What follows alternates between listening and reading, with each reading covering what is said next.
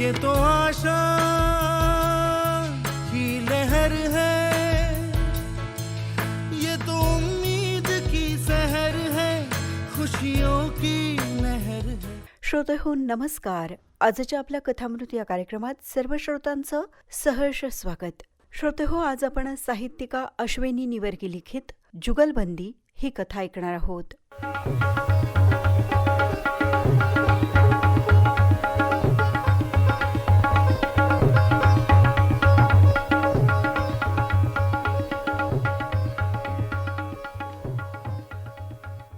भगवान आजोबा, मालती आजी, सोहम, मधुरा आणि 3 वर्षाची गोड चिनू असं त्यांचं पंचकोनी कुटुंब. अगदी छान एकत्र खेळीमेळीने नांदणारं. भगवान आजोबा वकील होते. त्यांनी रिटायरमेंटचा निर्णय घेतला आणि घरी राहू लागले. मालती आजी अगदी शांत. भगवान आजोबाही कमीच बोलायचे, परंतु जेव्हापासून ते घरी राहू लागले तेव्हापासून आजी आणि भगवान आजोबांचं एकमेकांशी बिलकुल पटेना. जुगलबंदीला कुठलंही कारण पुरायचं. त्यांचं जेव्हा भांडण सुरू होतं ना, तेव्हा मध्ये पडण्याची कुणाचीच हिंमत व्हायची नाही. मधुरा आणि सोहम सवयीने चक्क दुर्लक्ष करायचे. त्यांच्या भांडणात पडायची ती फक्त चिनू. आजही अगदी तसंच झालं.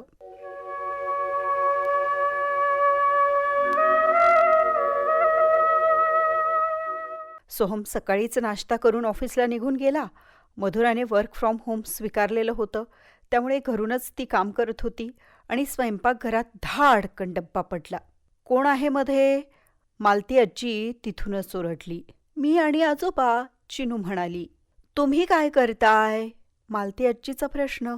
चिनू म्हणाली, लाडू काढतोय आजी.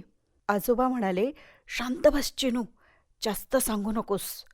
तेवढ्यात आजी आपली खुटू खुटू चालत स्वयंपाकघरात गेली आणि म्हणाली, काय जिभेची सवय?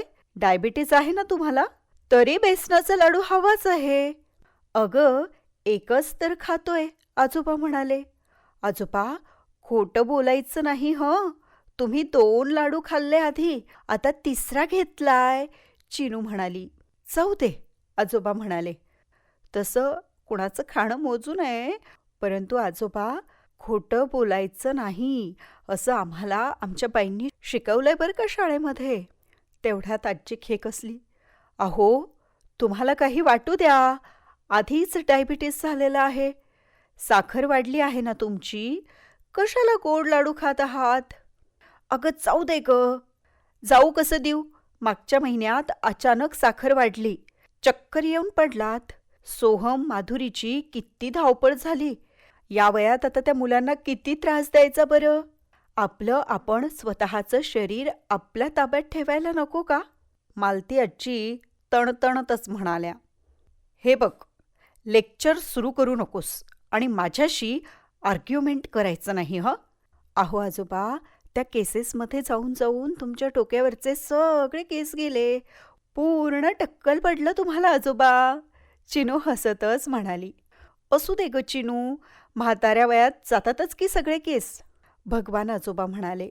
चिनू म्हणाली, पण आजोबा, आजीचे केस बरं कसे नाही गेले? आजीचे केस तर किती लांब आहेत आणि हो, किती मोठा आंबाडा येतो तिच्या केसांचा. मालती आजीने हसून आजोबांकडे पाहिले. मालती आजी म्हणाली, काय कमाल आहे बाई, किती त्रास द्यायचा मुलांना. अहो, ती मधुरा काम करतीये ना घरामध्ये, थोडी शांतता ठेवावी आपण. चिनू म्हणाली, आजोबा, आजीला भांडू नका हं. बरं बाई, तू म्हणशील तसं, भगवान आजोबा म्हणाले आणि तिला कडेवर घेऊन बैठकीत आले.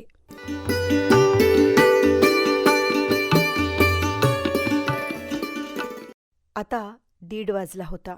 आजी, मधुरा, चिनू, आजोबा जेवायला बसले. चिनूने आज शाळेला दांडी मारली होती. चिनू पण जेवायला बसली. भगवान आजोबा विचार करत करत जेवत होते. त्यांचं जेवणात लक्षच नसायचं.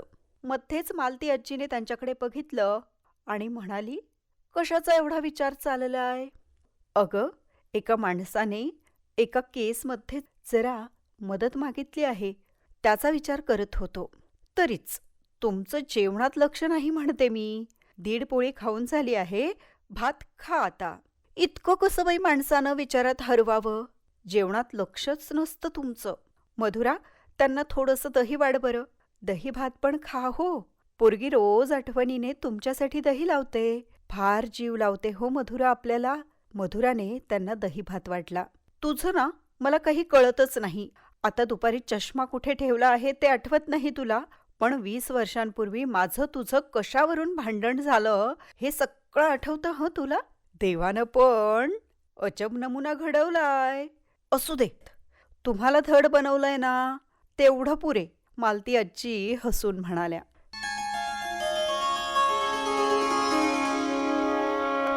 जेवण झालं आणि आजोबा टीव्ही बघत बसले होते. मध्येच चिनूला म्हणाले, इकडे ये चिनू, याच्यावर ETV मराठी दिसत नाहीये ग. मला आत्ता ते चॅनल बघायचे आहे. तुझ्या आईला म्हण, इथे ते चॅनल का दिसत नाही ते एकदा बघतेस का? मालती आजीला पेंग येत होती, तरी ती तिथूनच ओरडली.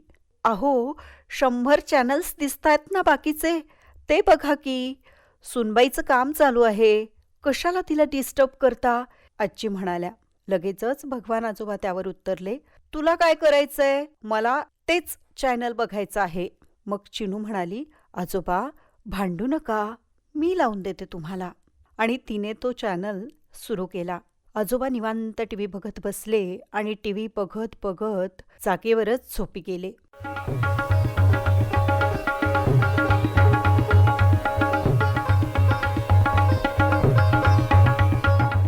संध्याकाळी मालती आजी मंदिरात गेली आणि आजोबा मधुराकडे गेले आणि म्हणाले, सुनबाई, आज जरा बटाट्याची भजी करा हा. आणि हो, मी म्हणतोय म्हणून सांगू नको, नाहीतर आमचे जज साहेब इथूनच भांडायला सुरू करतील. जज साहेब म्हणजे बायको आमची. तेवढ्यात सोहम घरी आला होता. ती म्हणाली, यांची गोड जुगलबंदी काही संपायची नाही आणि बाबांमध्ये केवढा बदल झालाय. अगं, मी आजपर्यंत त्यांना कधीही भांडताना पाहिलं नाही, पण जेव्हापासून बाबा रिटायर्ड झालेत ना, तेव्हापासून सारखी आपली जुगलबंदी चालू असते. आपण चक्क दुर्लक्ष करावं. त्या दोघांच्या भांडणात आपण पडायचं नाही. एवढं प्रेम आहे एकमेकांचं, पण बोलून मात्र कधी दाखवणार नाहीत एकमेकांना.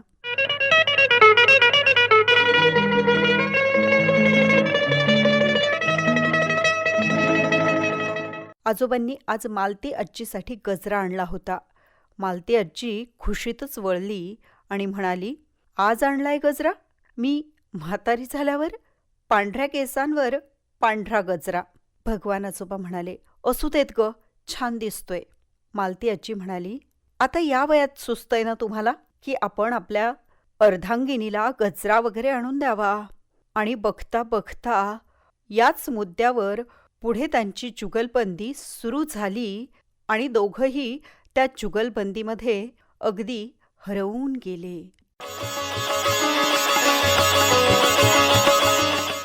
खरंच श्रोतेहो, जेव्हा आपल्या आयुष्याचा उत्तरार्ध येतो तेव्हा खऱ्या अर्थाने आपण आपल्या परिवारासाठी, आपल्या कुटुंबासाठी वेळ द्यायला लागतो. आणि मग घरातल्या घरात अशा छोट्या मोठ्या जुगलबंदी चालू राहतात, पण त्यात असणारा गोडवा काही औरच असतो, नाही का?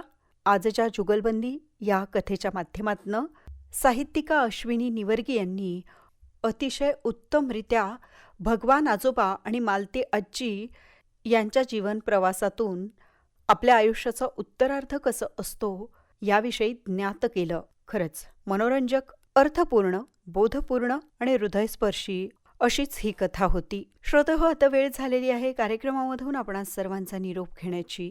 तेव्हा सकारात्मकतेची कास धरा, आरोग्याची काळजी घ्या, सुरक्षित रहा या नोटसह मी सुमेधा कुलकर्णी आजच्या आपल्या कथामृत या कार्यक्रमामधून आपणा सर्वांची रजा घेत आहे. पुन्हा भेटूया अशाच छानशा कार्यक्रमासह.